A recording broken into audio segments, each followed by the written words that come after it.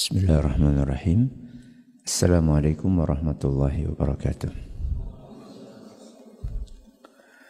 Alhamdulillahi rabbil alamin. Assalatu wassalamu ala nabiyyina Muhammadin wa ala alihi wa sahbihi ajma'in wa ba'd. Jamaah sekalian kami hormati, ada sebuah kisah nyata yang dibawakan oleh Ustadz Farid Qasim hafizahullah ta'ala. Kisah nyata yang menakjubkan dan penting untuk kita ambil pelajarannya. Kisah ini bercerita tentang sebuah keluarga yang di dalamnya ada seorang ibu yang sudah menjadi janda beserta dengan 2 orang anak laki-lakinya. Kisah ini terjadi di ibu kota Saudi, yaitu Riyadh. Dikisahkan bahwa 2 orang anak laki-laki ini, kakak beradik, sangat menghormati orang tuanya, sangat menghormati ibunya, sangat berbakti kepada keduanya.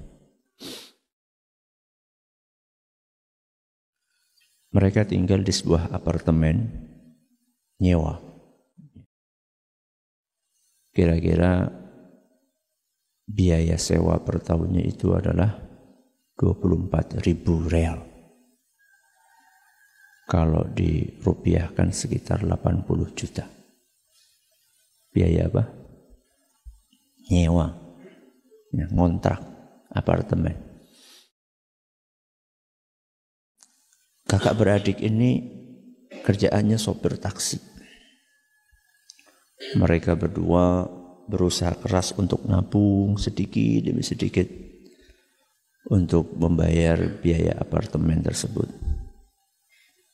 Siang malam mereka bekerja sampai terkumpul uang sekitar 10.000 real. Padahal kebutuhannya berapa? 24.000. 10.000 real kalau kursnya 3.800, maaf, 1 real ya, 1 real 3.800 berarti berapa? 38 juta. Kerja siang malam, banting tulang, peras keringat, kumpul uang 38 juta. Uang yang sangat berharga untuk mereka karena itu hasil jerih payah mereka. Akhirnya uang itu sama mereka diikat pakai karet, kemudian dibungkus plastik supaya lebih aman lagi, dilakban sama mereka. Ini kan hasil jerih payah yang sangat berharga. Kemudian mereka simpan uang itu di bawah bantal. Di bawah bantal. Mereka berdua berangkat kerja. Ketika mereka berdua sedang bekerja, ibunya masuk ke kamar. Rapi-rapi kamar anaknya, bersih-bersih, nyapu. Nah, ketika sedang merapikan kasur anaknya itu, mau merapikan bantal, dia buka bantalnya nemu bungkusan plastik. Begitu dia nemu bungkusan plastik, langsung mukanya merah. Keningnya berkerut, marah. Baru kemarin dinasehati supaya enggak main kartu. Supaya enggak main kartu, domino. Masih lagi main. Tanpa pikir panjang, ibu itu mengambil bungkusan plastik itu dan segera dibakar sama ibunya. Gak lama kemudian si bungsu datang. Begitu datang belum ngomong apa-apa langsung dimarahi habis-habisan sama ibunya. Intinya kamu itu baru dinasehati supaya tidak main kartu. Kok masih juga main kartu? Si bungsu ini bingung. Ya. Karena perasaan dia dan kakaknya ini sudah nggak main kartu lagi. Mereka main kartu kemarin sekedar untuk melepas kejenuhan. Walaupun nggak pakai uang, tapi kan seringkali main seperti itu melalaikan ya, dari hal-hal yang lebih penting. Ibadah, berbakti kepada orang tua.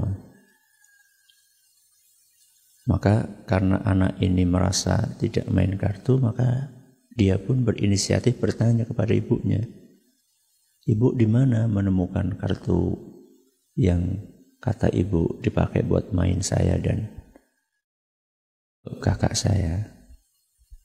Kata ibunya, "Di bawah bantal." "Terus sekarang kartunya di mana?" "Sudah ibu bakar." Maka anak itu diam. Dia langsung berkata, "Ibu, maafkan saya dan kakak. Kami berdua khilaf." Dia tidak marah. Anak itu tidak menyalahkan orang tuanya, tidak menuduh ibunya ini memfitnah dia, karena memang dia nggak main kartu sudah. Dia tidak katakan bahwa yang ibu bakar itu duit hasil kami bekerja, sama sekali tidak keluar. Anak itu, si bungsu, cuma mengatakan, "Ibu, saya minta maaf telah mengecewakan ibu." Maka emosi ibunya itu ketika anaknya minta maaf langsung turun. Ibunya melanjutkan aktivitas yang lainnya. Tidak lama kemudian kakaknya datang. Si adik cerita tentang kejadian yang tadi.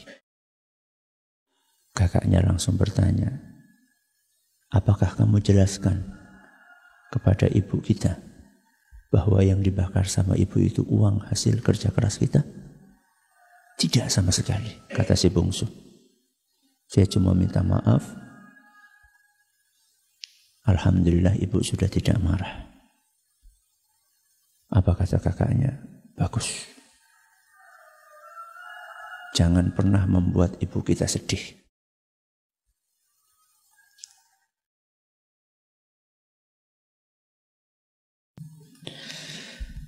Beliau sudah capek ngurus kita. Dari kita kecil. Kesalahan kita kepada ibu kita lebih banyak dibandingkan kesalahan beliau kepada kita. Kesalahan yang sengaja kita lakukan kepada ibu kita.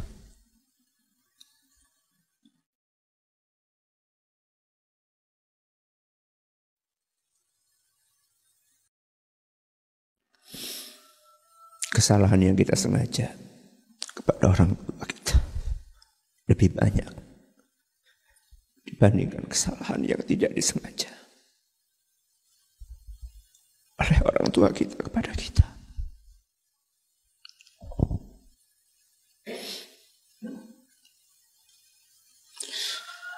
Allah berfirman di dalam Al-Quran, surat Al-Isra ayat 23, "Wa bil walidaini ihsan." Berbuat baiklah kepada kedua orang tua.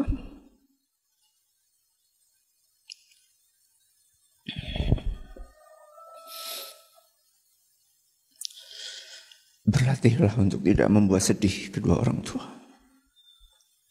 Ayah kita, ibu kita.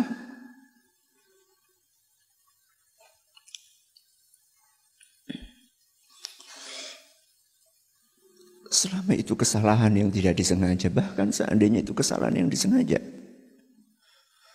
Seandainya itu kesalahan yang disengaja pun tidak ada bandingannya dengan kebaikan kedua orang tua kita kepada kita.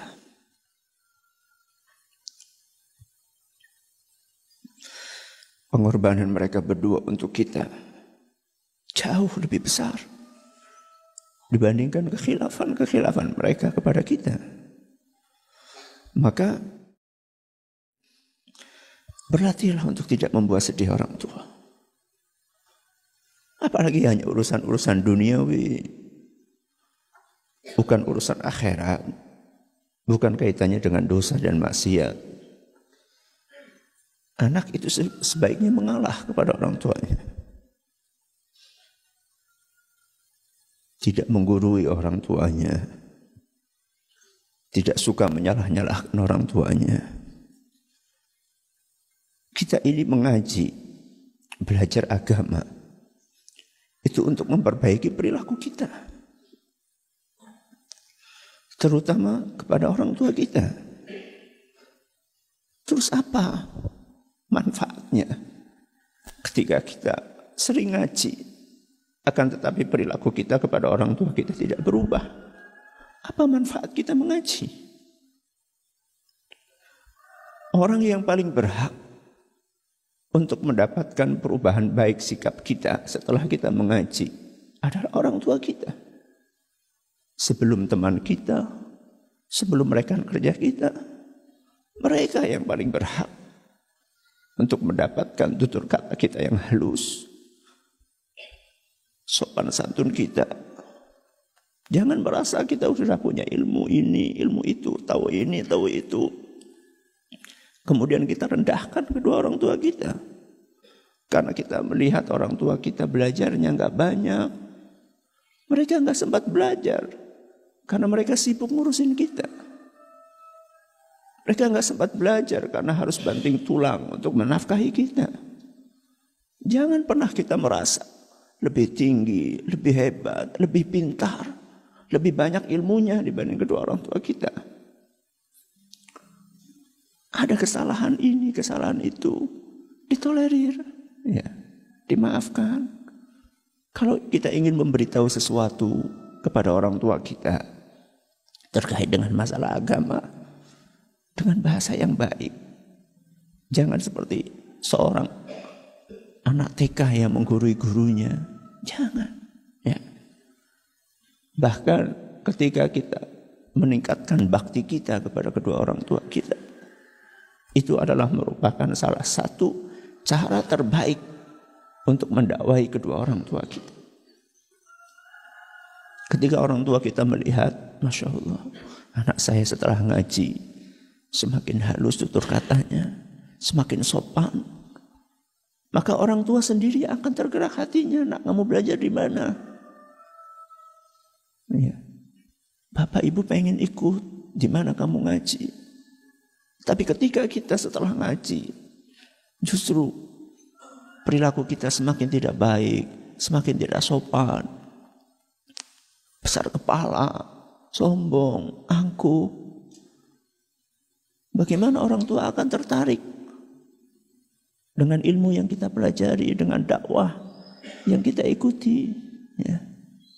Maka ingat pesan Allah Subhanahu wa taala dalam surat Al-Isra ayat 23. Wabil walidaini ihsana. Berbuat baiklah kepada kedua orang tuamu. Yang masih hidup, bersyukurlah. Ini kesempatan emas. Salah satu atau keduanya. Yang sudah meninggal, masih ada pintu untuk berbakti kepada kedua orang tua. Jangan pernah berhenti untuk mendoakan keduanya. Mudah-mudahan Allah merahmati beliau berdua. Wallahu ta'ala a'la wa a'lam. Mudah-mudahan yang sedikit ini bermanfaat.